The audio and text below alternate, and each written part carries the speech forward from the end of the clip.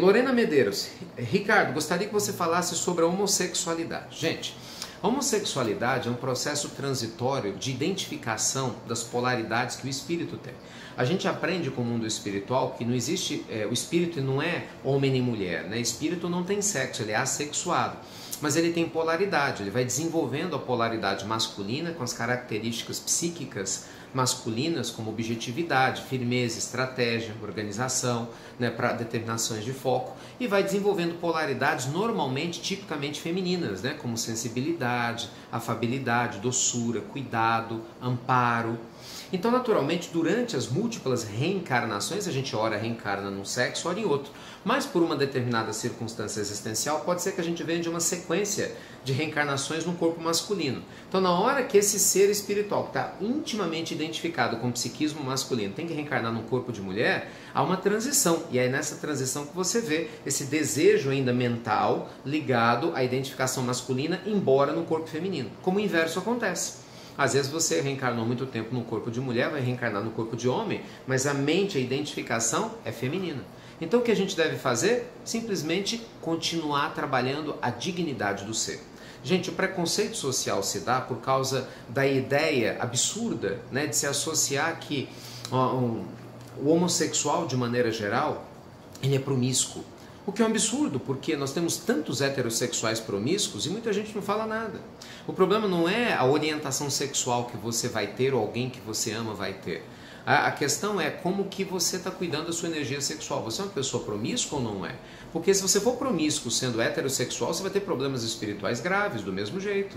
Então não é pelo fato de você gostar de alguém do próprio sexo ou não que vai te fazer maior ou menor no reino de Deus. Pelo contrário, é a forma como nós vivemos a nossa existência, a dignidade da nossa alma, do nosso ser, que vai nos aproximar mais da espiritualidade superior ou menos. E com o passar do tempo, essa transição vai passar, a gente vai vivenciar a polaridade que precisa e vamos seguir rumo a Deus, né? Conhecendo os mistérios que só quando a gente evoluir que a gente vai ter acesso. Mas até lá, pelo amor de Deus, nada de preconceito.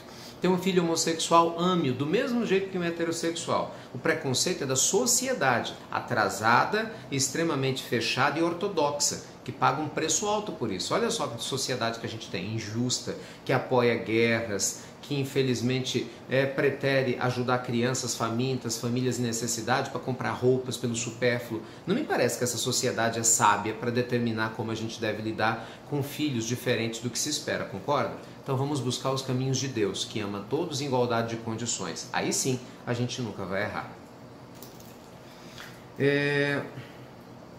Cláudia Inaba.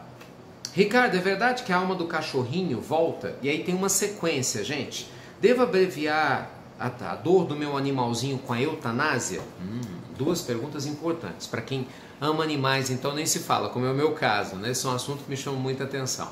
Sim, gente, nós sabemos que como o animal ele ainda está desenvolvendo, né, o seu instinto inteligente, ele não tem ainda a alma no sentido que nós temos de consciência e livre-arbítrio, mas ele tem a alma como instinto inteligente que se individualiza à medida que reencarna nos múltiplos reinos, né, da criação, como nós aprendemos muito bem no Livro dos Espíritos, e a espiritualidade superior nos informa.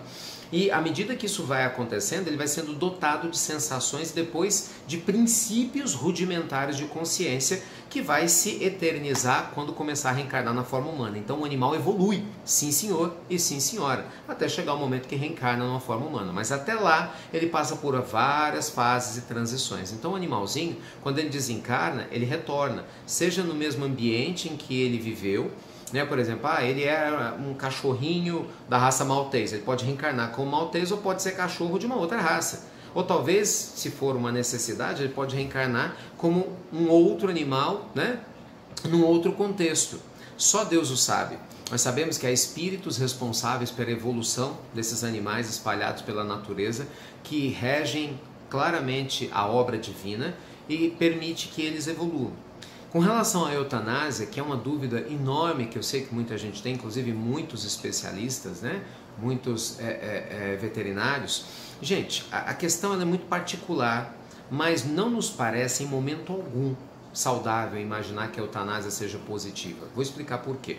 Do mesmo jeito que você, ao ter um parente, você o amar muito, você não vai descartá-lo, porque na velhice ele está com um problema, uma dor, porque ele está velho.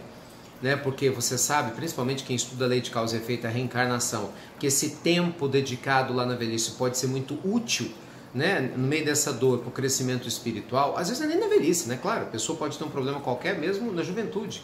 Então, no meio de uma inconsciência, ela está lá em coma, mas o espírito está evoluindo. Não nos é justo praticar eutanásia jamais, porque vai haver uma separação abrupta daquele espírito do corpo, né? O desencarne tem que acontecer na sua naturalidade. Então, muitas pessoas falam, mas o animal, como ele não tem karma, então ele não precisa ficar no corpo. Lê do engano. Lemos André Luiz, Livração e Reação. Nós vamos entender as polaridades e a evolução dos princípios que há na natureza, né? Então, o animal ele não tem karma, você tem toda a razão, mas existe a dor-evolução, que é a dor que esse ser inteligente está desenvolvendo para tomar consciência de si mesmo. Então, com certeza, essa dor-evolução é uma prova para o animalzinho, embora ele não a sinta como nós humanos sentimos, porque o nível de consciência dele é muito limitado quando comparado ao nosso, e uma prova para quem cuida, de ter paciência, de ter zelo, de ter carinho.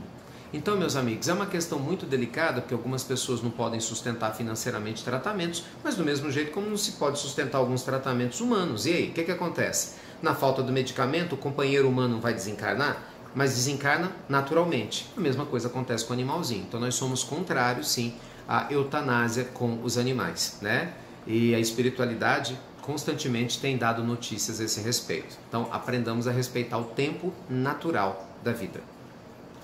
A não ser, lógico, que haja um risco iminente, obviamente, para os seus tutores, né, com a convivência com esse animal. É um outro contexto, mas no contexto natural isso não se pratica.